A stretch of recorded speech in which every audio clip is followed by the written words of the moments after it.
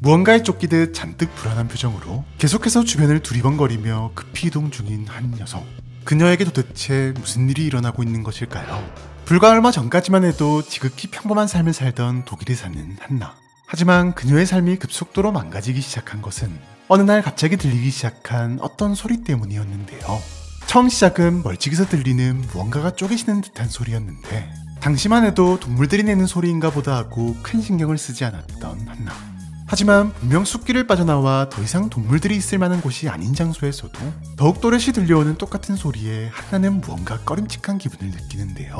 더 이상 무시할 수 없었던 한나는 잠시 귀를 기울여 소리에 집중했고 그 순간 온몸에 소름이 쫙 돋고만답니다. 정확히 딱 하고 울려 퍼지는 소리는 기분 나쁠 정도로 규칙적으로 나고 있었는데 그 소리를 듣고 있자니 불현듯 어릴 적 듣고 불렀던 한 동료와 동료에 얽힌 괴물 이야기가 떠올랐기 때문인데요. 괜히 기분이 섬뜩해진 한나는 곧장 집으로 향했지만 아무도 없는 게 분명한 집에서조차 소리는 계속해서 들리고 있었고 심지어 어느 순간 누군가가 자신을 보고 있는 것만 같은 기분 나쁜 시선까지도 느껴지고 있었답니다.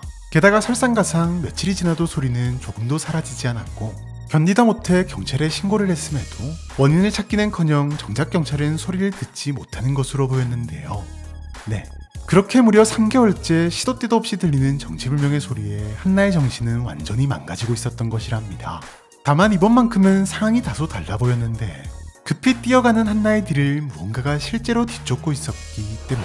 그렇게 한참을 도망가던 한나는 어느 순간 무언가에 걸려 넘어져 버렸고 넘어진 한나에게 천천히 접근한 것은 다름 아닌 정체불명의 괴물이었는데요. 녀석은 비정상적으로 가늘고 기다란 팔과 다리에 커다란 부리를 가진 것이 마치 인간과 새가 합쳐진 듯한 기괴한 모습을 뽐내고 있었고 한나는 완전히 겁에 질려 도망가는 것도 잊은 채 벌벌 떨고만 있었는데요. 무슨 일을 당할지 모르는 절체절명의 상황. 그런데 그 순간 어디선가 총성이 들려왔답니다. 물론 얼마나 피부가 단단한지 녀석은 아무런 타격도 입지 않은 듯 보였지만 녀석의 행동을 잠시나마 멈추기엔 충분했고 순식간에 나타나 녀석을 포위하는 재단 요원들. 네, 수상한 스토커 신고를 의심했던 재단이 요원들을 동원해 한나 주위를 감시하고 있었던 것인데요. 다행히 요원들은 녀석을 큰 어려움 없이 포획할 수 있었고 즉시 재단으로 데려와 SCP-4975로 지정, 연구를 통해 녀석의 기괴한 습성을 밝혀내는데 성공한답니다.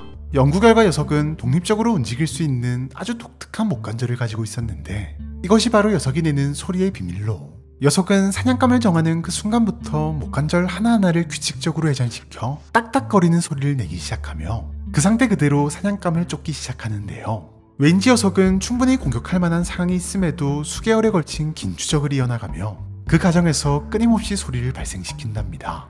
녀석이 소리를 멈추는 시점은 아주 명확한데 바로 사냥감을 직접적으로 공격하기 직전으로 더 이상 자신을 괴롭히던 소리가 들리지 않는다는 사실에 안심하는 것도 잠시 4975에게 무참히 공격당한 사냥감은 갈갈이 찢겨 잡아먹혀버리는데요. 놀라운 것은 녀석의 모습을 묘사한 글과 그림이 무려 1538년부터 확인된다는 점이며 재단에 의해 격리된 후로도 녀석과 관련되어 있어 보이는 사건이 꾸준히 발생했다는 점이었고 박사들은 더 많은 개체가 있을 가능성을 두고 지속적인 조사를 진행했지만 얼마 가지 않아 모든 조사를 물거품으로 만드는 충격적인 사건이 발생했으니 사건 발생 장소는 일명 독일의 검은 숲으로 불리는 슈바르츠발트로 당시 요원 몇몇은 사고 치료의 표적으로 추정되는 레온씨를 조사 중이었는데요.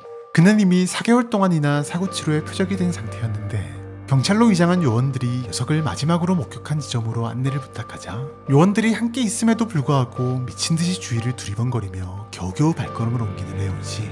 그는 몇 분 뒤 한 장소에 멈춰섰고 혼자서 무언가를 중얼거리는가 싶더니 손가락으로 어딘가를 가리켰답니다.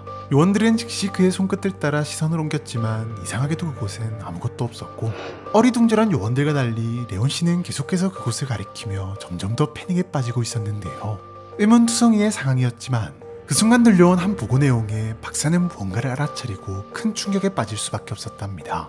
레온씨가 나무 옆을 가리켰던 그 시점, 격리실에 있던 4975는 갑자기 딱딱 소리를 멈추고 어딘가를 가만히 응시하기 시작했는데 잠시 후 현장에서 갑자기 레온씨가 무언가에 의해 내동댕이 쳐졌고 심한 공격을 받고 있기라도 한 듯 이리저리 나뒹굴기 시작했는데요.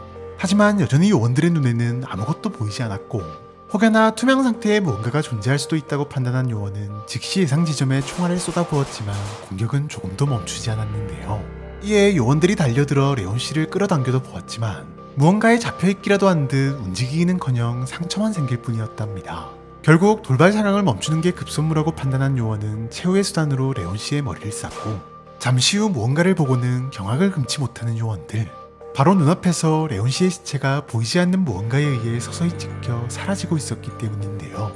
그리고 정확히 이 시점, 격리실에 있던 사구치로가 갑자기 무언가를 먹는 모습이 관찰되었답니다. 네, 녀석은 알 수 없는 방법으로 원격 사냥이 가능한 것으로 보였고, 이 말인즉슨 격리 이후로 발생한 사건들 역시 또 다른 개체가 아닌 격리실에 갇혀있는 이 녀석의 짓으로 보였다는 것인데요. 해당 사건 이후 재단은 녀석의 격리 등급을 유클리드에서 케테르로 상향시키는 제안을 검토 중이라고 하네요. 경찰부터 CIA, 그리고 FBI와 인터폴 등등 다양한 형태로 존재하는 수사기관과 정보기관들, 하지만 이 모든 기관들을 뛰어넘는 정보력과 수사력을 가진 곳이 있으니, 네, 바로 SCP-재단인데요. 하지만 이런 재단조차도 수십 년 동안 제대로 된 모습이나 특징을 알아내지 못한 존재가 있다고 합니다. 녀석에게 당한 피해자들은 꾸준히 발생하고 있음에도 말이죠. 오늘은 몸 곳곳에 치아가 자란 채 죽어있는 사람들의 비밀에 대해서 알아보도록 하죠. 미국 동부의 한 경찰서. 아침부터 출동 준비로 정신이 없는데요. 어젯밤 상당히 충격적인 사건 하나가 벌어졌기 때문이랍니다. 피해자로 추정되는 한 남성은 목숨을 잃은 것도 모자라 신체 일부가 사라진 채로 발견되었는데, 한 가지 더 이상한 것은 온몸에 치아 같은 것들이 불규칙하게 자라 있었다는 것. 게다가 사건 현장 주변에 있었던 CCTV는 온통 고장이 나거나 화면이 이상한 물질로 가려져 증거가 될 만한 정보가 남아있지 않았는데요. 네, 분명 평범하지 않은 사고. 아니나 다를까 얼마 지나지 않아 재단 요원 한 명이 소식을 듣고 현장에 도착했답니다. 그런데 그는 조금도 놀라는 기색 없이 빠르게 현장을 수습하고는 그대로 사라져버렸고, 요원에게서 자료를 건네받은 박사들 역시 아주 덤덤하게 자료를 검토할 뿐이었으니 이게 어떻게 된 일일까요? 사실 치아가 자란 채 죽어있는 사람들과 관련된 사건은 재단에게는 아주 익숙한 사건이었는데요. 1886년에 최초로 발견된 이후부터 미국뿐만 아니라 여러 대륙에서 무려 100건 이상의 사건이 발생했기 때문, 사실 재단도 워낙에 부족한 증거 때문에 한참을 조사한 뒤에야 실마리를 찾을 수 있었는데, 이 모든 사건의 중심에는 정체불명의 네발짐승, 현재는 SCP-4910으로 지정된 녀석이 있었답니다. 물론 수십 년이 지난 지금까지도 재단은 녀석을 확보하기는커녕 제대로 된 정보조차도 얻지 못한 상황인데, 이는 녀석이 가진 기묘한 변칙성 때문인데요. 녀석은 알려지지 않은 방법으로 자신과 마주친 대상의 치아를 급성장시키는 것으로 추정되는데, 이때 단순히 상대가 가지고 있는 치아의 성장뿐만 아니라 온몸에서 무작위로 치아를 자라나게 만든다는 사실. 이렇다 보니 녀석에게 당한 사람은 1차적으로 말을 하거나 소리를 낼 수 없는 상태가 되며, 조금 더 시간이 지나면 극심한 고통 때문에 제대로 움직일 수도 없게 되고, 덕분에 녀석은 큰 소란 없이 사냥을 마친 뒤 유유히 사라져버리는 것인데요. 뿐만 아니라 녀석의 변칙성은 일정 범위 내에 존재하는 기록장치의 주요 부품에도 상아지를 생성시켜 손상시키는 탓에 제대로 된 모습을 포착하기가 더 어려웠던 것이랍니다. 물론 재단은 오랜 시간 수집한 자료들과 목격담을 조합해 녀석의 모습을 예측해볼 수 있었는데, 바로 이것이 4910의 예상 모습. 네, 생각보다도 더 기괴한 모습이었는데요.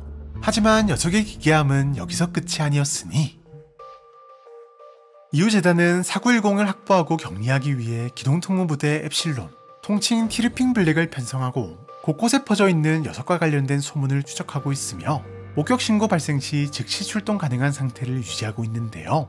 다만 녀석을 추적하는 과정에서 새로운 변칙성이 포착되면서 골치를 썩고 있는데, 지금까지는 사람들을 직접 공격해 무참히 잡아먹는 모습을 보여줬던 녀석이 SCP-재단의 기특대나 경찰, 그리고 GOC-1을 상대할 때는 공격을 하지 않고 그냥 사라져버리곤 했답니다. 이에 처음엔 그저 겁을 먹고 도망가는 것이라 여겼지만, 알고 보니 녀석은 숙주를 만들어 일부러 살려보낸 것이었고, 이 숙주는 치아가 성장함과 동시에 4910의 변칙성을 전염시키는 특성까지 가지고 있어 어마어마한 피해를 입을 수밖에 없었는데요. 네, 녀석은 자신에게 위협이 되는 상대를 구분하고 상대에 따라 다른 공격 방식을 보이는 꽤나 지능적인 모습도 보여줬답니다. 상황이 이렇다 보니 현재까지 무려 58번의 포획 시도를 했음에도 모두 실패. 많은 요원들이 작전 중 목숨을 잃거나 실종되는 것은 물론 몸에서 치아가 자라나는 고통을 참지 못해 안락사를 선택하는 경우도 있었는데요. 이에 박사들은 4910이 높은 전염성을 가진 데 반해 연구 가치는 현저히 낮다고 판단. 티르핑 블랙에게 강력한 대응으로 4910을 제압하는 것을 허가한 상태이며 추가적으로 피해자들에 대한 재검 및 증거인멸도 허가되어 있지만 아직까지도 격리는커녕 오히려 피해만 누적되고 있는 상황이며 녀석은 당연하게도 캐테르 등급을 부여받은 상황이랍니다. 다만 그나마 다행인 것은 4910의 숙주가 된 대상이 지나치게 씩 웃거나 여러 번 웃는 전조 증상을 보인다는 것을 밝혀내면서 전염성이 발현되기 전에 제압, 즉시 특수염산을 이용해 처리한 후 목숨을 잃은 것이 확인되더라도 소각을 통해 완벽히 제거함으로써 추가적인 피해가 많이 줄어든 상태이며 혹여나 숙주에게 변칙성이 옮은 사람이 있더라도 한두 시간 이내에 온몸에서 치아를 제거하는 수술만 한다면 목숨은 건질 수 있다고 하네요. 언제부터 살아온 것인지 모를 거대한 생명체부터 아득히 먼 고대 신화 속 생명체로 추정되는 존재까지 재단이 관리하는 SCP 중에는 긴 역사를 자랑하는 녀석들이 넘쳐나는데요. 그런데 스마트폰의 대중화에 발맞춰 생겨난 것으로 보이는 최신식 변식성을 가진 녀석이 얼마 전 재단에 의해 발견되었다고 합니다. 바로 SCP-1471인데요. 얼마 전 방학을 맞이하며 무료한 하루하루를 보내고 있던 필립. 뭐 재밌는 거 없나 하며 앱스토어를 한참 동안 들여다보던 필립은 우연히 흥미로운 어플 하나를 발견한답니다. 일단 이름도 특이했지만 어딘가 기묘한 분위기를 풍기는 설명은 필립의 궁금증을 더욱 자극했고 마침 무료인데다 용량도 가벼워 큰 고민 없이 다운로드 버튼을 누른 필립. 그런데 분명 다운로드가 끝났는데도 아이콘은커녕 다운로드한 흔적도 찾을 수 없었고 몇 번 더 다운로드를 눌렀지만 상황은 마찬가지. 괜히 폰에 이상한 게 깔린 건 아닌지 찝찝했지만 다운로드 흔적이 없으니 따로 삭제도 불가능한 상황. 그저 오류겠거니 생각한 필립은 때마침 온 친구의 연락을 받고 놀이터를 향했는데요. 그렇게 4시간쯤 지났을까요? 필립의 폰으로 문자 하나가 도착했고 별 생각 없이 문자를 본 필립은 순간 표정이 굳어져 버렸답니다. 문자 속에는 어딘지 모를 풍경과 이상한 생명체가 찍힌 사진이 있었기 때문인데요. 그 생명체는 특히 섬뜩한 생김새를 하고 있었는데 온몸을 뒤덮은 수북한 검은 털과 흡사 개와 비슷한 형태의 뼈만 남은 얼굴 때문이었답니다. 게다가 마치 자신을 보고 있는 듯한 녀석의 기분 나쁜 시선은 필립을 더욱 오싹하게 만들었는데요. 필립은 즉시 차단을 하려 했지만 순간 어디선가 많이 본 글자가 눈에 들어왔고 발신인에 다름 아닌 아까 그 어플의 이름이 적혀있다는 사실을 발견하고는 즉시 폰 구석구석을 다시 한번 뒤졌지만 역시나 어디에서도 어플은 찾을 수 없었답니다. 여러모로 찝찝했던 것은 사실이었지만 사실 이때까지만 해도 조금 특이한 어플 정도로만 생각하고는 정 안되면 나중에 삭제 프로그램으로 지우면 되겠거니 생각했던 필립.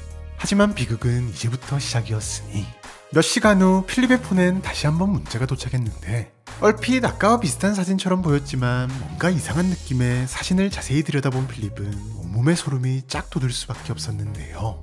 어딘가 모르게 익숙하게 느껴졌던 사진 속 풍경이 진짜 자신이 자주 다니는 길이라는 것을 알아챘기 때문.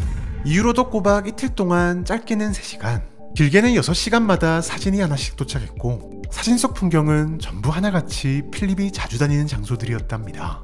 이쯤 되자 본격적으로 불안해지기 시작한 필립은 따로 삭제 프로그램까지 다운받아 어플을 삭제하려 했지만 역시나 불가능한 상황. 하지만 이런 필립의 마음을 알기라도 하듯 때마침 또다시 문자 하나가 도착했고 문자에는 고작 30분 전 필립이 심부름으로 다녀왔던 슈퍼를 배경으로 찍은 사진이 있었는데요. 네, 녀석은 분명 필립과 점점 가까워지고 있었고 설상가상 그 바로 다음날부터는 괴물과 함께 필립의 모습이 찍혀있는 사진이 도착하기 시작했답니다.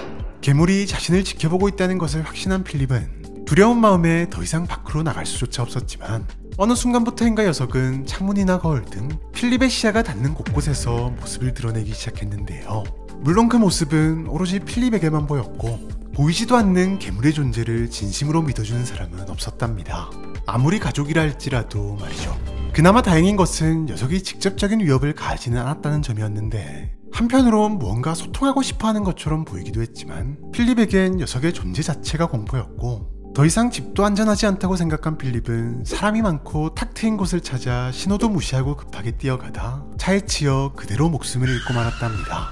이후 이상한 내용이 가득 적힌 필립의 일기장을 발견한 부모님이 늦게나마 경찰에 신고를 하면서 재단 역시 해당 사건에 관심을 가지게 되었고 조사 및 실험을 통해 1471의 존재 및 변칙성을 파악할 수 있었는데요. 다만 조건을 갖춘 사람에게만 모습을 드러내는 녀석의 특성상 1471의 모습은 녀석이 보낸 사진과 증언을 통해서만 파악된 상황이며 녀석의 목적과 정체에 대해서는 지속적인 연구를 진행 중인 상황이랍니다. 수많은 대기급을 갈아넣은 결과 이미 1471로부터 받은 사진에 노출된 경우라도 90시간이 지나기 전에 추가적인 노출을 막는다면 녀석이 직접 나타나는 것은 막을 수 있으며 가장 쉽고 효과적인 방법은 폰을 끄거나 폐기하는 것이라는 사실을 알아낼 수 있었는데요. 이에 맞춰 재단은 1471이 설치된 것으로 추정되는 스마트폰을 추적해 우선적으로 머리어를 통해 작동을 중단시킨 다음 요원이 직접 압수한 뒤 배터리 제거 후 기지 내에 보관하고 있으며 현재 약 1만 개의 샘플을 확보한 상태인데요. 동시에 해당 어플의 스토어 등록 자체를 막기 위해 각 회사별로 협력을 요청한 상태이지만 알 수 없는 방법으로 회사의 승인 절차 없이 어플이 등록된다는 것을 확인. 현재는 모든 어플리케이션 스토어를 실시간으로 감시 중이라고 하네요. 2011년 캘리포니아의 한 해안. 어부인 윌 씨는 평소처럼 물고기를 잡기 위해 바다로 나섰는데요. 그날따라 왠지 모르게 감이 좋았던 윌 씨였지만 역시나 감과 성과는 별개의 문제인가 봅니다. 이상하게도 하루 종일 입질이 오지 않았고 어느새 해도 뉘엿뉘엿 저물고 있었는데요. 결국 오늘은 이만 접어야 하나 라는 생각이 들 때쯤 갑자기 쿵 하고 뭔가에 부딪힌 윌 씨의 배. 놀란 윌 씨는 즉시 배 밑을 확인했고 그곳엔 죽어가고 있는 흑상어 한 마리가 있었답니다. 평소라면 혼자서는 잡기가 상당히 까다로운 녀석이었기에 윌 씨는 오늘 하루의 부진함을 보상받았다는 생각에 기쁜 마음으로 분주히 움직이기 시작했는데요. 그런데 그 순간 눈에 들어온 이상한 점 하나. 녀석의 한쪽 가슴 지느러미에 밝게 빛나는 글씨가 새겨져 있었던 것. 글씨는 정확히 원더테인먼트 박사 소유 라고 적혀 있었고 다시 보니 상어가 임신도한 상태라는 것을 확인한 윌 씨는 누군가가 불법적인 동물학대를 벌였다고 판단해 즉시 해양경찰에 신고를 진행했는데요. 다행히 해당 신고 접수를 자미활동 중이던 재단의 셰리 요원이 맡게 되면서 즉시 현장으로 요원들이 출동했고 비밀리에 상어를 확보하는 데 성공한답니다. 다만 확인 결과 이상하게도 상어 자체는 아무런 변칙성이 없었고 박사들은 혹시나 하는 마음에 뱃속에 있는 새끼를 확인하기로 결정. 수술을 통해 산채로 6마리를 꺼내는 데 성공했고 녀석들은 즉시 SCP-1373으로 지정되었는데요. 1373은 보시다시피 딱 보기에도 범상치 않은 외형을 가지고 있었는데 일단 몸 전체가 하얀 알비노를 앓고 있었으며 일명 외눈박이라고도 불리는 다난성 완전 전뇌증까지 앓고 있었답니다. 네, 보통 하나도 가지기 드문 질병을 6마리 모두가 똑같이 가지고 있었는데요. 게다가 녀석들은 특이한 외형에 어울리는 위험천만한 변칙성도 가지고 있었는데 바로 눈에서 레이저를 발사하는 것. 마치 총처럼 지느러미에 가해지는 압력에 따라 다양한 세기의 진짜 레이저를 발사했고 실험 결과 조그만한 체구임에도 100m 이내에 있는 금속을 완전히 불태우기에 충분한 수준인 수천 와트 세기의 레이저를 방출하는 것도 가능한 것으로 확인되었답니다. 이에 박사들은 1373의 변칙성을 파헤치기 위해 즉시 연구에 돌입했지만 예상치 못한 사고로 인해 연구는 금세 중단될 수밖에 없었는데 레이저 실험 도중 발생한 열로 인해 내부 장기가 구워지면서 한 마리가 그대로 직사해버렸고 이후 조심스럽게 실험을 진행했음에도 이번엔 눈에 불이 붙으며 또다시 한 마리가 직사하고 말았는데요. 결국 개체수 보호를 위해 잠시 모든 연구가 중단되었지만 그마저도 수조에서 보관 중 갑작스레 한 마리가 발작을 일으키며 레이저를 발사. 나머지 녀석들을 모두 썰어버리며 모든 개체가 죽음을 맞이하고 말았으니 예상치 못한 사고로 1373을 모두 잃게 되면서 박사들은 멘붕에 빠질 수밖에 없었는데 그저 눈이 시각 기능을 전혀 하지 못하며 내부가 레이저셀로 가득 채워져 있다는 사실만 알아낼 수 있었을 뿐 녀석들이 레이저를 만들어내는 원리는커녕 만들어진 목적이나 생태를 전혀 파악하지 못했기 때문. 다만 이런 박사들에게 다시 한번 기회가 찾아왔는데 비슷한 내용의 신고가 한 번 더 접수된 것. 윌 씨가 상어를 발견했던 장소에서 동쪽으로 160km 정도 떨어진 지점에서 접수된 신고는 임신한 상어의 배에서 이상한 빛이 난다는 보고를 마지막으로 끊겨 있었는데 1373과 관련된 사건이라는 것을 직감한 박사들은 즉시 요원들을 출동시켰지만 요원들이 현장에 도착했을 땐 이미 선원들은 레이저에 썰려 목숨을 잃거나 시력을 완전히 잃은 상태였고 어민 상어 역시 안쪽에서부터 발사된 레이저로 인해 죽은 상태였는데요.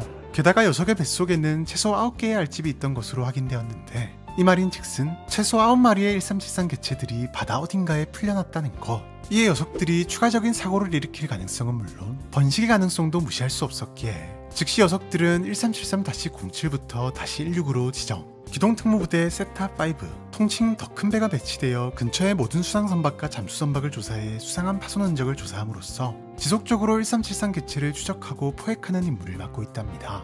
여담으로 새롭게 발견된 상어를 정밀 검사하는 과정에서 뱃속에 있던 쪽지 하나가 발견되었는데 레이저 때문에 상당 부분 손상되긴 했지만 한 가지 분명하게 확인할 수 있었던 것은 대부분의 닥터 원더의 작품처럼 위험천만한 1373 역시 닥터 원더가 아이들의 장난감의 일종으로 제작한 것으로 보인다는 사실이었고, 1373의 제작 재료로 사용된 것으로 보이는 상어 2마리가 인근 지역에서 발견된 것으로 보아 현재 제작 중인 개체가 더 많이 있을 가능성을 두고 추가적인 조사를 진행 중이라고 하네요. 변기에 너무 오래 앉아있으면 안 된다. 너무 오래 씻으면 오히려 안 좋다. 여러분들도 한 번쯤은 들어봤을 법한 이야기일 텐데요.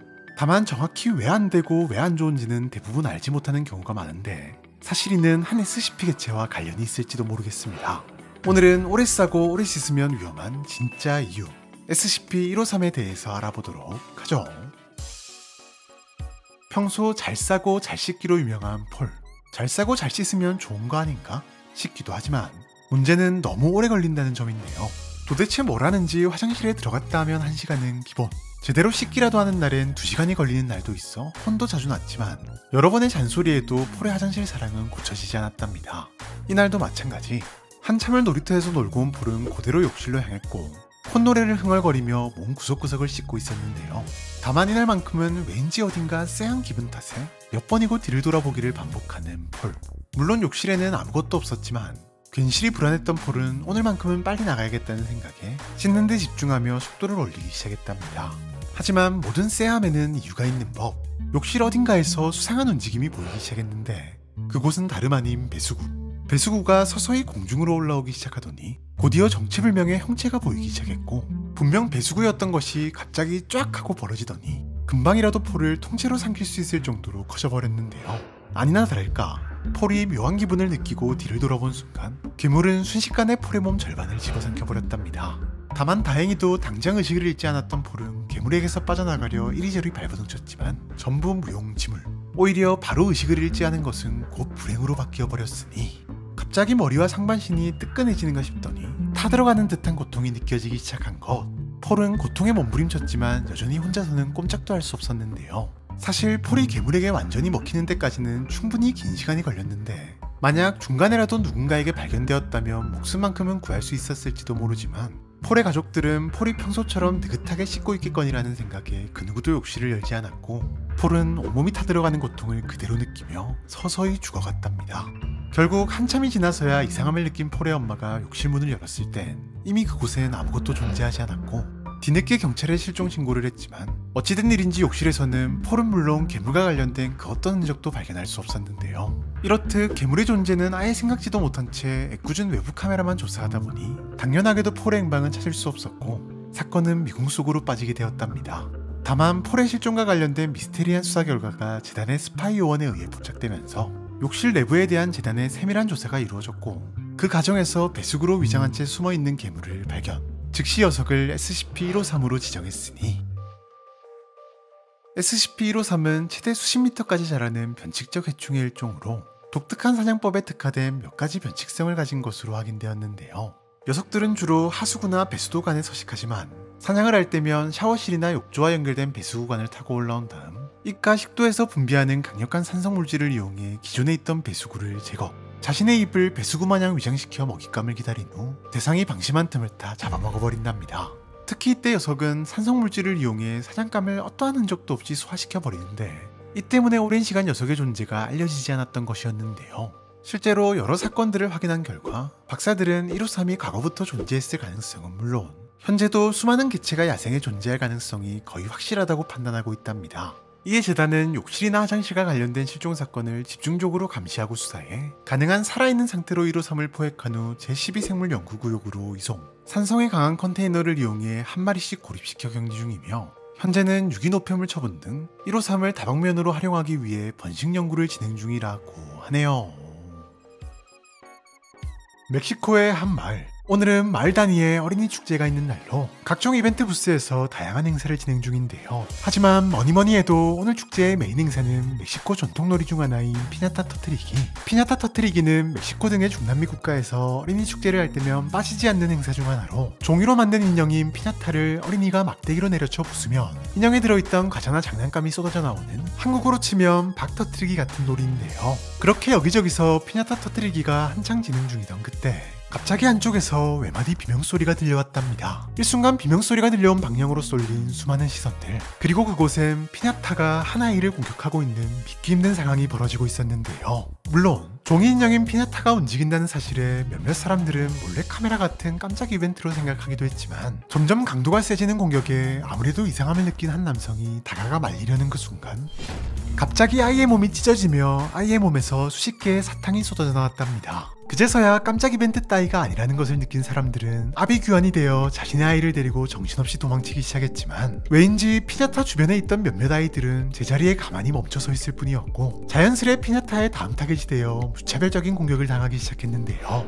그렇게 약 20분 뒤 경찰에 접수된 신고를 통해 상황을 파악한 재단은 즉시 진압 요원들을 현장으로 출동시켰지만, 현장에 도착한 요원들의 눈앞에 있는 건 여기저기 널브러져 있는 사탕과 사탕 한가운데 서 있는 피냐타뿐이었으니,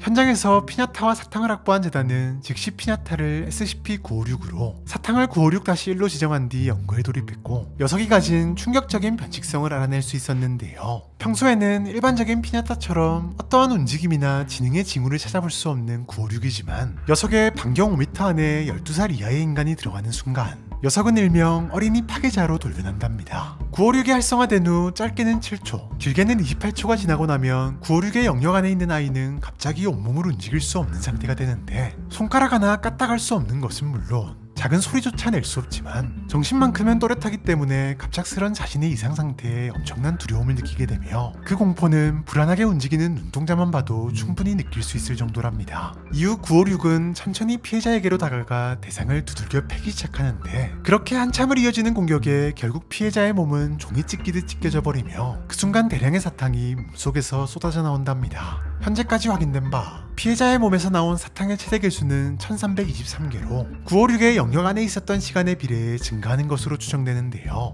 이러한 956의 활성화 상태는 자신의 영역 안에 있는 어린아이를 모두 처리할 때까지 이어지며, 그나마 다행인 것은 13세 이상의 인간은 956의 변칙성에서 자유롭기 때문에 피해자가 공격당하기 전에 신속하게 956으로부터 12m 이상 떼어놓는다면 956을 멈추게 만들 수 있다는 점이랍니다. 물론 이것조차도 임시 방편일 뿐, 완전히 굳어버린 피해자의 몸은 돌아오지 않으며 연구 결과 신체가 심하게 탈수된 상태로 변형된 탓에 종이처럼 부서지기 쉬운 상태인 것은 물론, 신체 조직이 이미 사탕으로 변형되고 있는 것을 확인, 현재는 치료할 방법이 없는 것으로 잠정적 결론이 난 상태인데요.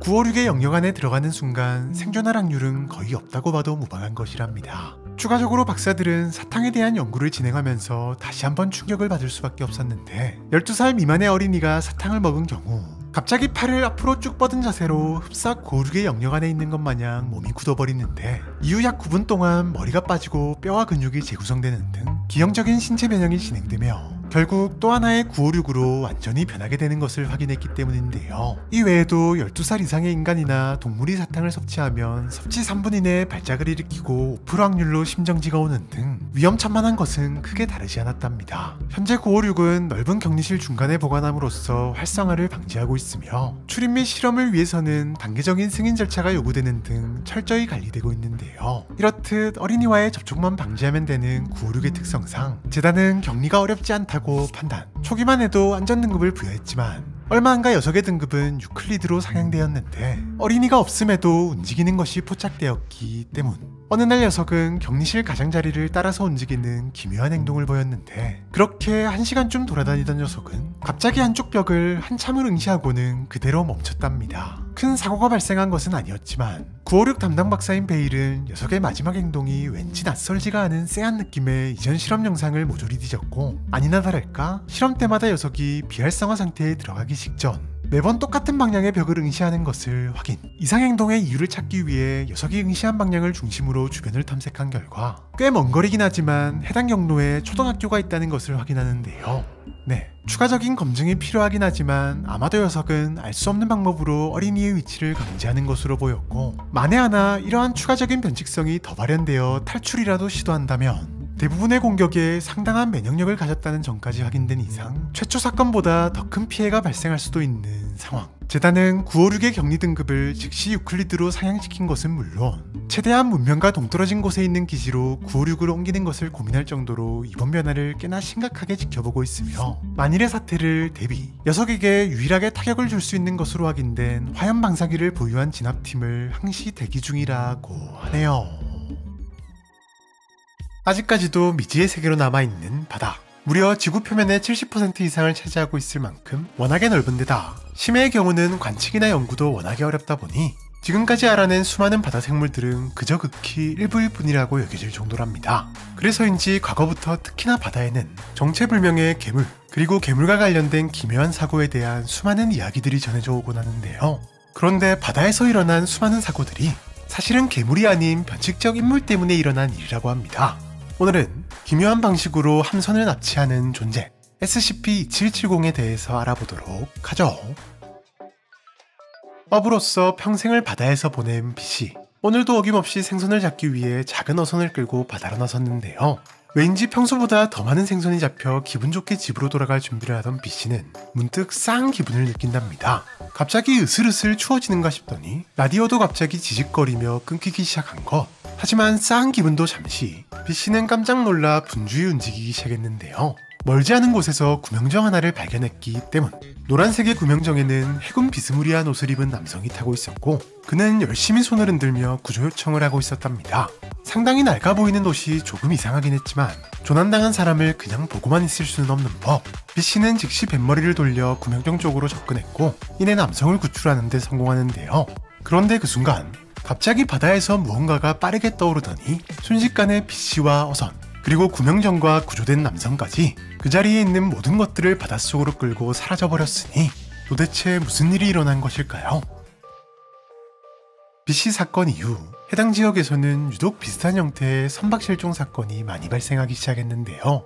결국 이 사건은 재단의 기획까지 들어갔고 재단은 유독 북해 인근에서만 사건이 발생한다는 점, 매번 피해 선박의 흔적조차 찾을 수 없다는 점 등을 수상히 여겨 본격적인 조사에 착수. 마침 기특대 요원들이 사건 현장을 직접 목격하면서 현재는 SCP-2770-1과 -2로 지정된 두 변칙적 존재를 포착하고 변칙성까지 파악할 수 있었는데요. 2770의 변칙성은 -1이 바다에 나타나면서 시작되는데 알 수 없는 방법으로 갑자기 구명정과 함께 나타나 바다 위를 떠다니기 시작하는 녀석. 드넓은 바다 위에서 작은 구명정에 의지한 채 떠다닌다는 것이 상당히 위험해 보이지만 어째서인지 녀석은 상당히 태연해 보인답니다.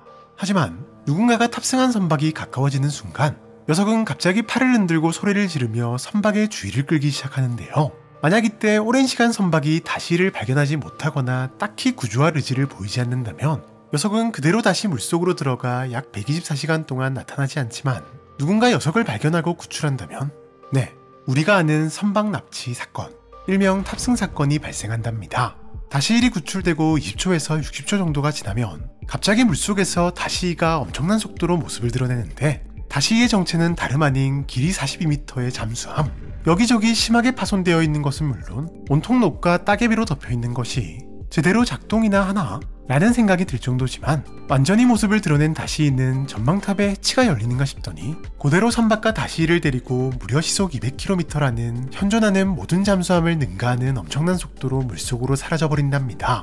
이러한 2770의 선박 납치는 선박의 크기와 성능에 관계없이 100% 성공하는 것으로 보이는데 실제로 무려 배수량이 5만 롱톤이 넘어가는 대형 선박까지도 2770에게 끌려가 사라지는 것이 확인되었는데요. 선박을 납치한 이후 -1은 최소 242시간 동안은 나타나지 않으며 납치한 선박의 크기가 클수록 공백시간이 늘어나는 것으로 보아 끌고 간 선박을 어떤 방식으로 처리하는 데 걸리는 시간이 아닐까 추정 중이지만 아직까지도 사라진 선박은 물론 피해자들의 어떠한 흔적도 발견하지 못했다고 하네요. 현재 재단은 2770을 유클리드 등급으로 지정, 선박을 접근하지 못하게 하는 방식의 격리를 진행 중인데요. 사실 -1의 경우 위성으로는 포착이 불가능해 만약 녀석이 바다 전역에서 나타났다면 격리에 꽤나 골치를 썩었겠지만 다행히 녀석은 부캐를 벗어나 나타난 적은 없었던 데다 항상 녀석이 나타날 때면 주위 5km 지역의 수온이 3도씨가량 떨어지는 현상이 발생해 열화상 장비가 장착된 위성으로 대략적인 위치를 파악할 수 있었고, 여기에 다시일 주변에서는 전자기기들이 백색 수험을 방출하는 현상도 있어 녀석의 위치를 특정하는 것이 그리 어렵지는 않았기 때문이랍니다. 기동특무부대 감마6, 통칭 심해 섭식자는 이런 단서들을 이용해 실시간으로 다시일의 위치를 추적, 1차적으로 모든 선박이 녀석에게 접근하지 못하도록 막고 있으며, 만약 누군가 다시일을 구출하려 시도한다면 즉시 제압 후 기억을 제거함으로써 현재까지 수백 건의 탑승 사건을 미연에 방지하는 데 성공하는데요. 하지만 그럼에도 탑승 사건이 종종 일어나 수많은 피해자들이 발생했고, 그때마다 관련 기록을 전부 삭제하고 역정보 공작으로 사건을 은폐하느라 꽤나 애를 먹은 박사들은 한 가지 묘책을 제안한답니다. 일명 아동용 수영장 작전. 사실상 다시이만 나타나지 않는다면 다시일 자체는 그리 위협적이지 않은 존재인데, 다시이는 잠수함이라는 특성상 주변에 충분한 물이 없다면 나타나지 못할 것이니 물이 없는 곳으로 다시이를 옮겨버리면 충분히 무력화시킬 수 있다는 것이었는데요. 이에 감마6 요원들은 다시일의 위치를 찾아낸 뒤 녀석을 통째로 공중으로 들어올렸고, 예상대로 물과 충분히 멀어지자 다시이가 나타나지도 또 다시일이 도망치지도 않았답니다. 다시일은 그대로 물 한 방울 없는 사막에 위치한 재단의 기지로 옮겨졌고, 혹시 몰라 기지의 수도시설과 멀리 떨어진 격리실에 녀석을 가둔 박사들. 이에 다시일은 스스로 항복 의사를 보이며 박사와의 신문에 협조하는 모습을 보였는데, 자신을 영국 해군 소속의 에드워드 롤링 대위라고 소개한 다시일은 자신은 어쩔 수 없이 그곳에 발이 묶여 있었다며 오히려 자신을 구출해줘서 감사하다는 말을 전하는 등 박사의 여러 질문에 순순히 대답했답니다.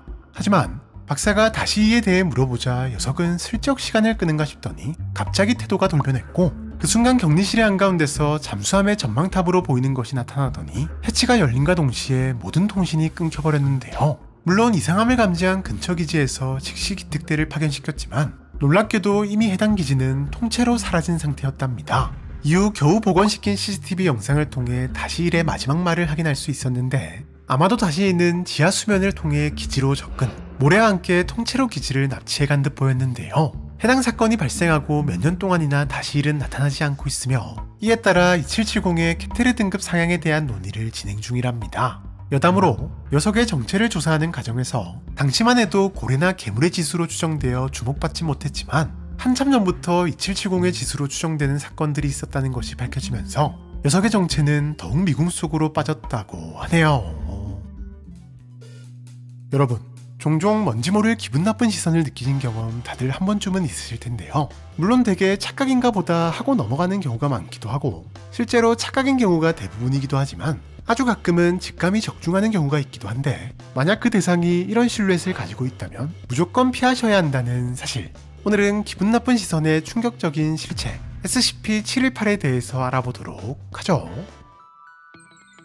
엄청난 과학과 통신기술의 발달로 인해 전세계 구석구석까지 닿아 있는 인터넷. 덕분에 우리는 전세계에서 일어나는 일을 어디서든 실시간으로 알 수 있게 되었는데요. 이는 재단도 마찬가지. 실시간 인터넷 감시는 재단이 변칙적 존재나 현상을 포착하는 데 종종 도움을 주기도 한답니다. 실제로 얼마 전 재단 박사들은 인터넷에 올라온 충격적인 사진 한 장에 주목하는데요. 방한켠에 온통 눈알 같은 것들이 붙어있는 것이 평범한 사람이 보기엔 100% 합성 같아 보이는 기괴한 사진이었지만, 박사들은 직감적으로 사진에서 변칙적 향기를 진하게 느꼈고, 단순히 어그로를 끌기 위한 합성사진이라기엔 사진을 올린 후 작성자의 반응이 전혀 없다는 것도 이상했답니다. 이에 즉시 작성자의 정보를 추적해 현장으로 들이닥친 재단 요원들. 그들의 눈앞에는 사진보다 훨씬 더 심각한 현장이 펼쳐져 있었는데요. 도대체 이곳에선 무슨 일이 있었던 것일까요? 이후 박사들은 연구를 통해 모든 사건의 원흉이 다름 아닌 단 하나의 눈알 때문이라는 사실을 알아낼 수 있었고, 녀석을 SCP-718로 지정한답니다. 718은 혈관과 힘줄로 이루어진 길고 얇은 기둥에 야구공 크기의 눈알이 붙어있는 정체불명의 개생명체로 겉모습이 기괴하긴 하지만 손도 발도 없는 것이 딱히 위험해 보이진 않는데요. 실제로 녀석은 평소 커다란 눈알을 이리저리 돌려가며 멀뚱히 서 있을 뿐 별다른 움직임을 보이지 않는 것은 물론 심지어 사람과 마주쳐도 마찬가지 그저 사람을 쳐다볼 뿐 특별한 공격성을 보이지도 않는답니다. 자, 그렇다면 어떻게 이런 녀석이 두 사람의 목숨을 앗아간 것도 모자라 집안을 완전히 장악할 수 있었던 걸까? 그것은 바로 녀석이 가진 번식에 특화된 독특한 변칙성 때문인데요. 녀석은 사람이나 동물 등 생명체를 포착한 후부터는 아주 느리긴 하지만 대상을 쫓아가면서까지 지속적인 관찰을 시도하는데, 사실 누군가가 계속 쫓아다니며 쳐다보는 것 자체도 썩 유쾌한 일은 아니지만 여기에 녀석의 변칙성까지 더해져 718에게 관찰당한 존재는 조금씩 불쾌한 감정을 느끼게 되며, 시간이 갈수록 불쾌함은 불안함과 두려움으로 변해 심각한 편집증 증세를 보이게 되는데, 결국 감정이 격해질 대로 격해진 대상은 718을 공격하기에 이른답니다. 그리고 이것이 바로 녀석의 노림수. 718은 아주 작은 손상에도 폭발해 사라져버리는데, 이때 녀석은 주변으로 투명한 액체를 한껏 흩뿌리며 이 액체가 닿은 곳에서는 생물이든 무생물이든 상관없이 투명한 물집이 생겨나기 시작하는데요. 이후 점점 검은색으로 변하던 물집은 24시간 후 스스로 터져버리며 그곳에선 작은 크기의 718이 생겨난답니다. 네, 순식간에 엄청난 수로 불어나버린 718. 하지만 녀석의 번식은 여기서 끝이 아닌데요. 녀석들은 며칠 동안 성체로 서서히 자라나 또 다른 표적을 찾아 떠나기도 하지만, 생명체의 몸에서 자라난 녀석은 아예 생명체를 숙주로 삼아버리는데, 718은 숙주로 하여금 주변의 718 개체들을 파괴하려는 욕구를 지속적으로 불러일으켜 번식을 이어나간답니다. 또한 숙주는 일정 시간이 지나면 갑자기 스스로 목숨을 끊으려 하는데, 연구 결과 숙주는 718이 생겨난 이후 시각이 퇴화되고 718을 통한 특별한 시야로 세상을 보게 되는데, 평소에는 볼 수 없던 것을 보게 만드는 이 특별한 시야는 숙주로 하여금 심각한 정신적 불안감을 느끼게 만들어 스스로 목숨을 끊는 선택을 하게 만드는 것으로 보이는데요. 물론 이건 역시 718의 설계. 이후 숙주가 죽는다면 718 역시 폭발해 마지막 순간까지도 번식을 이어나간다고 하네요. 718은 케테르 등급을 부여받은 채로 총 86개체가 재단에서 격리되고 있는데요. 사실 녀석들은 영양분을 공급받지 않아도 살아갈 수 있는 데다 대부분의 시간을 카메라 쪽만 바라보며 지내기 때문에 격리가 쉬워 보이지만, 의외로 신경 쓸 게 많아 격리가 꽤나 까다로운 편에 속하는데, 일단 718의 특성상 오랜 시간 상호작용하는 것은 위험하다 보니 모든 관측이나 접촉은 5분에서 10분 사이로 제한되고 있으며, 접촉 시에는 반드시 보호복을 착용, 절대 손상을 입히지 않도록 주의해야 한답니다. 만약 이때 누군가가 정해진 시간 이상 녀석과 상호작용한다면 강압적인 제압을 통해서라도 즉시 녀석과 멀리 떨어뜨려 놓아야 하며, 지속적으로 변덕스럽거나 폭력적인 행동을 보인다면 이미 녀석의 영향을 받은 것으로 판단, 사고를 대비해 아예 다른 업무로 배정시켜버리는데요. 또한 매 24시간마다 격리에 투입된 모든 인원을 새롭게 교체함으로써 혹여나 718의 변칙성으로 인한 불쾌감이 누적되는 것을 막고 있답니다. 여담으로 박사들은 수술을 통해 숙주로부터 718을 제거할 수 있다는 사실은 알아낼 수 있었는데, 수술 과정에서 숙주가 느끼는 극심한 고통과 변칙성이 퍼질 위험성 탓에 보다 나은 제거 방법을 찾는 중이라고 하네요. 늦은 밤, 이미 어두워질 대로 어두워진 산길을 급하게 내려가고 있는 켄타와 히카루. 오랜만에 약초와 버섯을 캐기 위해 산에 올랐던 둘은 그날따라 산 여기저기에 한가득 자라있는 약초와 버섯을 캐다 시간 가는 줄도 모르고 산 깊은 곳까지 들어와 버렸던 것인데요. 둘은 뒤늦게 어두워진 것을 깨닫고 마음이 급해지기 시작했답니다. 어두운 산길 자체도 문제였지만 최근 마을 전체에 돌고 있는 무서운 소문이 떠올랐기 때문인데요. 소문의 내용은 바로 산에 갔던 사람이 방까지 돌아오지 않으면 그대로 영영 실종돼버린다는 것이었고, 그나마 한참이 지나서야 발견된 사람들조차도 머리통이 사라진 기괴한 모습으로 발견된다는 것이었답니다. 네, 여태 정확한 원인은 밝혀지지 않았지만 사람들 사이에선 무시무시한 괴물이 산에 나타난 것이라는 개소문까지 돌고 있었는데요. 켄타와 히카루는 부디 모든 것이 헛소문이길 바라며 발걸음을 더욱 재촉했고, 어느새 산 중턱까지 내려오는데 성공. 이제 조금만 더 가면 마을이라는 생각에 아주 잠깐 안도의 한숨을 내쉬고 있었답니다. 그런데 그 순간 어딘가에서 들려오는 이상한 소리. 도무지 무슨 소리인지는 알 수 없었지만 왠지 기분 나쁠 정도로 소름 끼치는 소리에 둘은 온몸에 털이 곤두서는 것만 같았는데요. 하지만 아무리 좌우를 살펴봐도 켄타의 눈엔 아무것도 보이지 않았고, 무서우니 빨리 내려가자며 누이인 히카루의 팔을 잡아당긴 순간 켄타는 깜짝 놀랄 수밖에 없었답니다. 팔을 잡은 자신의 몸까지 떨릴 정도로 누이가 온몸을 벌벌 떨고 있었기 때문인데요. 켄타는 즉시 히카루를 향해 몸을 돌렸지만 그 순간 빠르게 무언가가 히카루를 낚아채가 버렸고, 이내 거대한 그림자가 켄타를 뒤덮었답니다. 히카루의 비명소리를 따라 천천히 고개를 들어올리는 켄타. 켄타의 고개는 한참이 지나서야 멈췄고, 어느새 공포로 가득 찬 켄타의 시선 끝엔 소문과는 비교도 안 될 정도로 거대한 덩치를 가진 해골이 서 있었는데요. 녀석은 어느새 히카루를 집어삼키려 하고 있었고, 순식간에 이카루의 머리를 통째로 물어뜯고는 분수같이 솟구치는 피를 들이마시고 있었답니다. 그 모습을 두 눈으로 목격한 켄타는 도망쳐야 한다는 걸 알면서도 도무지 움직일 수가 없었고, 아니나 다를까 괴물은 켄타에게로 눈을 돌렸는데요. 꼼짝도 못한 채 울고 있는 켄타를 향해 서서히 다가오는 괴물의 거대한 손. 그런데 그 순간 갑자기 어디선가 환한 빛이 녀석의 손을 비췄고, 그 즉시 녀석의 손은 하얀 연기를 내뿜으며 그대로 사라져버렸답니다. 이게 도대체 어떻게 된 일일까요?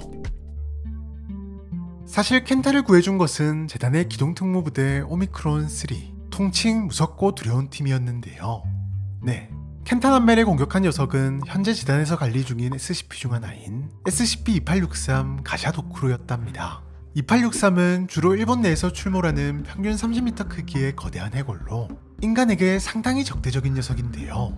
녀석은 사냥한 인간의 피를 온몸에 흩뿌려 흡수하는 기괴한 습성이 있는데, 이러한 행동의 목적은 정확히 알 수 없지만 보고된 모든 경우에서 인간을 공격하고 피를 흡수하려는 행동이 확인된 바 인간의 피에 광적인 집착을 가진 것은 분명해 보인답니다. 실제로 2863이 재단의 관리하에 들어오기 직전까지 녀석을 관리하던 일본의 변칙조사국은 녀석을 침략전쟁에 활용하기 위해 오랜 시간 다양한 방법을 동원해 통제하려 했지만 특유의 공격성 탓에 모두 실패. 결국 대치로 방향을 돌렸지만 녀석의 물리적 공격에는 전혀 피해를 입지 않는 탓에 그마저도 애를 먹었는데요. 물론 시간이 흘러 녀석에게 피해를 입히는 몇 가지 방법을 발견하긴 했지만 그마저도 완전한 퇴치가 아닌 일시적 소멸에 불과했고, 세계 2차 대전 패배에 따른 변칙조사국의 강제 해체 이후 재단이 관리를 맡고 있는 지금까지도 녀석을 완전히 무력화할 방법은 찾지 못한 상황이랍니다. 2863은 전쟁이나 대규모 지진 등 많은 수의 사람이 죽은 장소 중에서도 왜인지 일본과 관련된 곳에서 새로운 개체가 나타나는 패턴을 보이고 있으며, 2011년에 나타난 새로운 개체를 마지막으로 현재까지 전부 각기 다른 모양과 크기를 가진 206마리의 개체가 확인된 상태인데요. 이렇듯 확인된 개체 수만 해도 상당히 많은 데다 출현 시기가 불규칙하고 그마저도 변칙적인 방식으로 나타나고 사라지는 2863의 특성상 격리실을 활용한 일반적인 격리는 불가능한 상황이며, 그저 2863의 출현이 확인되는 즉시 오미크론3가 현장으로 출동, 고성능 조명을 사용해 무력화시키는 것이 최선인 상황이랍니다.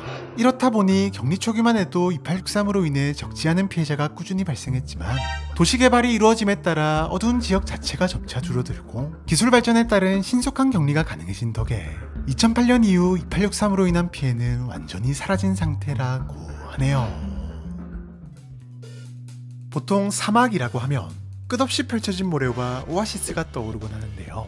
사막은 이 두 가지 특성 탓에 꽤나 위험한 장소라는 이미지를 가지고 있는데, 햇빛을 피할 수도 없는 허허벌판에서 하염없이 길을 찾아 헤매다 탈진으로 쓰러지거나 잡힐 듯 잡히지 않는 오아시스 신기루 현상으로 방랑자에게 큰 절망감을 안겨주는 장소로 악명이 높기 때문이랍니다. 그런데 대중에게는 전혀 알려져 있지 않은 사막이 무서운 진짜 이유는 따로 있다고 하는데요. 바로 사람을 잡아먹는 일명 굶주린 모래 때문. 오늘은 마을 전체가 모래와 시체만으로 뒤덮인 이유, SCP-165에 대해서 알아보도록 하죠. SCP-165는 기생충인 응애의 일종으로 아주 작은 크기 탓에 육안으로는 볼 수 없는 보통의 응애와 달리 아주 엄청난 존재감을 뽐내는 녀석들인데요. 165의 각 개체들은 등에 모래알을 붙이고 다니는 독특한 특성을 가지고 있는데, 물론 녀석들도 한 마리라면 모래알 하나 정도로밖에 보이지 않겠지만 문제는 녀석들은 사냥을 위해 엄청나게 많은 수가 함께 모여 있다는 사실. 165 개체들은 평소에는 흡사 모래덩어리처럼 존재하지만 공기 중의 이산화탄소와 당분을 통해 사냥감을 찾아내는 특유의 감지 능력을 이용해 사냥감을 포착하는 순간부터 분주하게 움직이기 시작한답니다.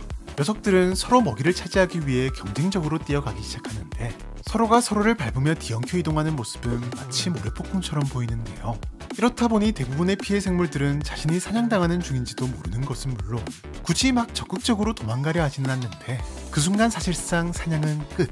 사냥감에 도달한 165 개체들은 사냥감의 팔다리를 둘러싸고는 살을 깨물고 물어뜯기 시작하는데, 이 과정에서 강력한 독성화학 물질을 주입시켜 몸을 마비시키는 탓에 사냥감은 자신이 먹히고 있다는 사실조차 제대로 인지하지 못하며 어느 정도 시간이 지나면 마비독에 의해 정신을 잃고 쓰러지게 되고, 머리부터 발끝까지 전부 먹히는 와중에도 깨어나지 못한 채 고작 몇 분 후 딱 뼈만 남게 된답니다.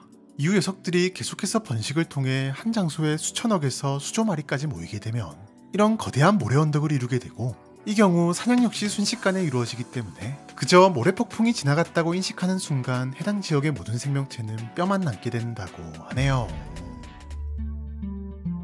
재단은 미국 애리조나주에 위치한 유령 도시인 프레드릭스버그에서 처음 SCP-165의 존재를 인지한 직후 녀석들이 도심까지 영역을 확장할 것을 우려해 즉시 격리를 시도했지만 격리에 꽤나 애를 먹었는데요. 이미 엄청난 양의 개체들이 모여 있었기에 개체 수를 줄이는 것이 우선이었지만 녀석들은 대부분의 강력한 살충제에 저항성을 가지고 있어 여의치 않았던 것. 실제로 조사 과정에서 미국 정부조차 165의 존재를 80년 전부터 알고 있었음에도 지금껏 처리를 못한 채 방치하고 있었던 것으로 확인되었는데, 과거 해당 지역이 한순간에 유령 도시가 된 직후 미국 정부는 기생명체의 존재를 인지했고 곧바로 일대를 폭격 시험장으로 지정해 비밀리에 박멸을 시도했지만 개체 수를 어느 정도 줄이는 데 성공했을 뿐 결국 박멸에는 실패한 것으로 보였답니다. 물론 그렇다고 재단조차 포기할 수는 없는 법. 박사들은 165에 대한 집중적인 관찰을 통해 녀석들이 평소 햇빛을 피해 그늘에 모여 있다는 점, 마비독으로 인해 수월한 사냥이 가능함에도 주로 밤에 활동을 하며 잠을 자는 커다란 사냥감을 노린다는 점 등등 녀석들이 열에 약하다고 판단, 즉시 기동특무부대 엡실론 9, 통칭 불먹는 차력사를 파견했고 요원들은 스스로 미끼가 되어 물에 깊숙이 숨어있는 녀석들까지 유인한 뒤 강력한 하얀 방사기를 이용해 제거함으로써 165의 개체 수를 빠른 속도로 줄여가는 데 성공하는데요. 이후 연구 및 격리를 위해 살아있는 개체 약 4톤가량을 제외한 모든 개체를 박멸하는 데 성공했고 해당 개체들은 제14 무장생물기지로 이송, 전염 및 병원성 유기체로 취급되어 최고 수준의 정화 시스템을 갖춘 격리실에 보관 중이랍니다. 격리 역시 열에 취약한 특성을 이용해 전자파장 발생기를 설치해 움직임을 통제하고 있으며 9일마다 체중 750kg 이상의 소 5마리를 산채로 제공하고 있다고 하네요. 미국의 한 도시에 위치한 출판사 사무실. 모두가 한창 일에 집중하고 있을 시간이지만 어째서인지 직원 한 명이 잔뜩 겁에 질린 채 넘어져 있는데요. 공포에 가득 찬 그의 눈앞에 있는 건 다름 아닌 정체불명의 괴물. 녀석은 천천히 직원에게로 다가가 무언가를 억지로 입에 쳐넣기 시작했고 녀석의 무자비한 행동에 직원은 그대로 정신을 잃고 말았답니다. 잠시 후 다급하게 현장에 도착한 재단 요원들. 하지만 이미 괴물은 사라진 후였는데요. 사실 아까 그 괴물은 재단이 최근 추적 중인 녀석으로 얼마 전부터 갑자기 미국 곳곳의 사무실에 나타나 직원들을 공격하고는 또 감쪽같이 사라져버렸답니다.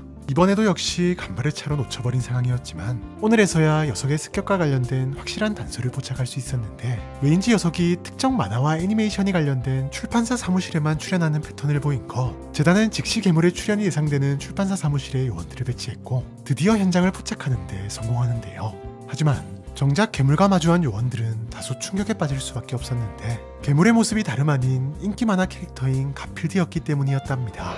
물론 처음만 해도 사람이 인형탈을 쓴 것이라 생각하기도 했지만 녀석이 내는 기괴한 고양이 소리는 도무지 사람처럼 보이지 않았고 요원들의 경고에도 불구하고 계속해서 위협적인 괴물의 모습에 제압을 위해 총력을 날린 그 순간 녀석의 몸이 완전히 터져버렸으니 생각보다 약한 괴물의 내구성에 적잖게 당황한 요원들이었지만 오히려 그 덕분에 녀석의 정체에 대한 힌트를 얻을 수 있었는데 사건 현장을 분석하는 과정에서 녀석의 잔해가 온통 라자냐로 이루어져 있다는 사실을 확인할 수 있었기 때문인데요. 이후 재단은 이 사건을 실제 가필드와 관련된 심각한 변칙적 사건으로 간주하고 재수사에 돌입한답니다. 하필이면 가필드의 모습으로 출판사 직원들을 공격하는 괴물의 신체가 가필드가 가장 좋아하는 음식인 라자냐로 이루어져 있다는 것은 절대 우연이 아니라고 생각했기 때문인데요. 조사 결과 재단은 녀석이 재등장할 것이라 판단, 즉시 녀석을 SCP-3166으로 지정했고 아니나 다를까 녀석은 얼마 뒤 또다시 모습을 드러냈으니 3166은 만화 가필드의 인기가 평소보다 저조할 때 세상에 출연하는데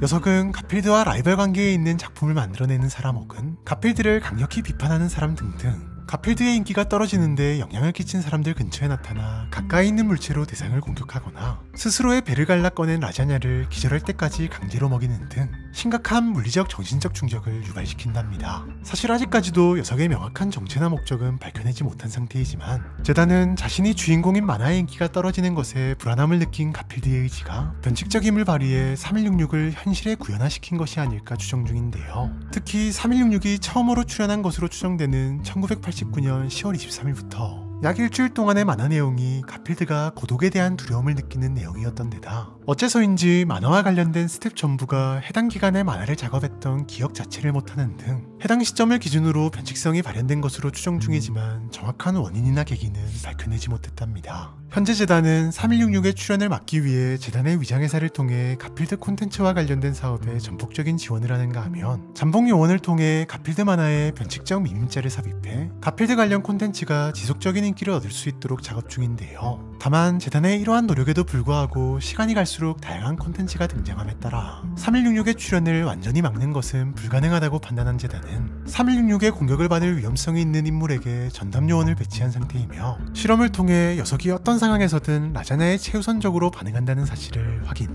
전담 요원 모두에게 냉동 라자냐를 지급해 표적으로부터 3166을 떼어놓는 데 활용 중이며 이후 은밀하게 처리 중이랍니다. 여담으로 3166으로부터 채취한 조직 표본을 검사한 결과 라자냐 안에 든 고기가 작가인 짐 데이비스와 유전적으로 일치하는 것으로 밝혀지면서 재단은 작가와 3166이 관련되었을 가능성을 두고 감시를 강화했지만 3166이 출연하기 직전 작가가 자주 모기에게 물린다는 것 말고는 특이사항을 발견하지 못했는데요. 다만 변칙성의 발현이 작가와도 관련이 있을 것이라는 가설 아래 현재 조사가 진행 중이랍니다. 자신을 봐주지 않는 대상을 다양한 자세로 깜짝깜짝 놀래키는 조각상부터 역시나 자신을 봐주지 않는 대상의 목을 무참히 꺾어버리는 조각상까지 SCP 세계관에 존재하는 조각상들은 대부분 잘못된 방법으로 관심을 갈구하는 경우가 많은데요. 그런데 이 두 녀석보다도 훨씬 더 무시무시한 간종 조각상이 존재한다고 합니다. 오늘은 가장 악랄한 조각상 SCP-689에 대해서 알아보도록 하죠.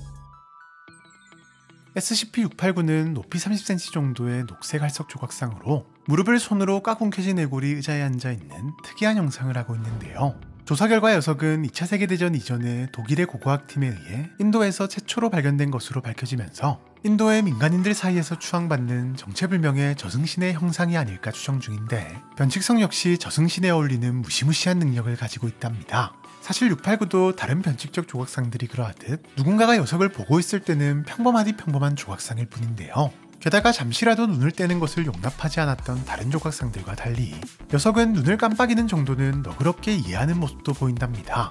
하지만 아무도 녀석을 관찰하지 않거나 녀석에게 주의를 기울이지 않는다면 689 역시 응징을 위해 본격적인 활동에 나서는데요. 그런데 즉시 뒤를 쫓거나 공격했던 다른 조각상들과 달리 그냥 그 자리에서 사라져버리는 689. 어찌된 일인지 목격자도 멀쩡한 것이 딱히 위험해 보이지도 않는답니다. 하지만 약 15초에서 20초 후 목격자가 갑자기 쓰러지더니 그 위로 나타나는 689. 그렇게 목격자는 죽음을 맞이했는데요. 현재까지 알려진 바 689로 인해 목숨을 잃은 사람들은 심근경색부터 모든 내부 장기의 파열 등 다양한 원인이 사인으로 밝혀졌지만 어떻게 특별한 물리적 공격 없이도 이러한 죽음이 발생하는지는 밝혀내지 못했답니다. 즉 689로 인한 죽음은 막을 방법이 없다는 것. 하지만 녀석의 무서움은 여기서 끝이 아닌데요.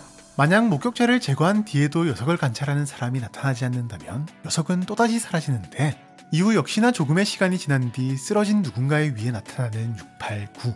녀석에게 당한 사람은 다름 아닌 한참 전에 녀석을 목격했던 사람이랍니다. 네, 689의 변칙성이 악랄하다고 불리는 이유는 녀석은 자신을 단 한 번이라도 목격한 모든 사람들을 공격하기 때문인데요.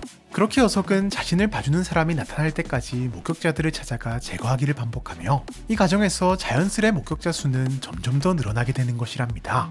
녀석이 목표를 고르는 방식은 목격의 순서나 거리에 상관없이 랜덤한 것으로 보이며 심지어 어떠한 예고나 전조 증상도 없는 터라 미리 대처하는 것은 거의 불가능에 가까운데요.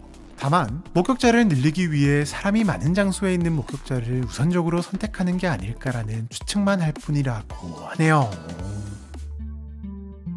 현재 689는 캐테르 등급을 부여받은 채로 전체적으로 173과 비슷하면서도 훨씬 더 까다로운 격리 절차가 적용되고 있는데요. 녀석의 격리에는 D계급 2명과 요원 1명이 팀을 이루어 참여하고 있으며 D계급들은 콘크리트 격리실 안에서 항시 녀석을 관찰하는 역할을, 요원은 제어실에서 돌발 상황을 대처하는 역할을 맡고 있답니다. 이때 요원은 절대로 689를 보면 안 되기 때문에 아예 실명한 상태의 요원을 투입시키거나 아니라면 시야를 완전히 차단하는 바이저가 부착된 헬멧을 착용한 상태로 투입되며 이 경우 어떠한 상황에도 헬멧을 벗으면 안 되는데요. 이렇게 불편을 감수하면서까지 철저하게 요원의 시야를 막는 이유는 만에 하나 689의 격리 실패가 발생했을 때 보다 수월하게 상황을 수습하기 위해서랍니다. 이게 무슨 말인고 하니 가령 689의 격리 실패는 정전으로 인한 시야 차단만으로도 발생할 가능성이 있는데 이를 대비해 독립적인 회로에 연결된 고강도 조명이 격리실 내부에 설치되어 있긴 하지만 혹시나 이것마저 고장이 나거나 파괴된다면 689로 향하는 모든 시야가 강제로 차단되어 녀석이 사라지는 것을 막을 수 없게 되는데요. 물론 격리 중이던 D기급 중 한 명이 공격 대상이 되어 격리실에 다시 나타난다면 다행이지만 만약 한참 전에 격리에 참여했던 D기급이 있는 장소에 나타나기라도 한다면 불필요한 목격자가 늘어나는 상당히 골치 아픈 상황이 벌어질 수도 있답니다. 하지만 박사들은 몇몇 시행착오를 겪으며 689를 목격한 사람들 중 살아있는 사람이 단 한 명도 없다면 녀석이 마지막으로 사라졌던 장소에서 다시 나타난다는 것을 알아낼 수 있었고, 이후 689의 격리 실패가 발생한다면 즉시 지금까지 격리에 참여했던 모든 D기급들을 제거해 녀석이 나타날 장소를 제어하기로 결정했던 것인데요. 실제로 이를 위해 689의 격리에 참여했던 D기급들에게는 격리 제어실에서 버튼 하나로 작동시킬 수 있는 원격 살해 장치가 부착되어 있답니다. 이렇듯 한 번의 격리 실패가 수많은 D기급의 죽음으로 이어지는 689. 하지만 더 큰 문제는 종종 689 연구에 참여하는 연구원들도 처분해야 한다는 점인데, 실제로 689 연구에 참여하기 위해서는 최소 7일 전에 상세한 실험 목적과 실험 이유를 제출해 허가를 받아야 하는 것은 물론, 참여하는 모든 연구원들은 격리 실패가 발생할 경우 즉결 처분 당할 수 있음에 동의해야 하는데요. 이후 정말로 689의 격리 실패가 발생한다면 1등급 이하의 연구원들은 D기급과 함께 즉시 제거되며, 이것만으로 수습이 힘들다고 판단된 경우 등급에 상관없이 참여한 모든 연구원을 제거해 녀석의 위치를 제어하고 있답니다. 이렇게 녀석의 위치를 제어하는 데 성공하면 수거를 위해 전담 해수반이 출동, 또다시 최소 D기급 한 명을 희생해 추가적인 노출을 최대한 방지한 상태로 격리실로 옮긴다고 하네요.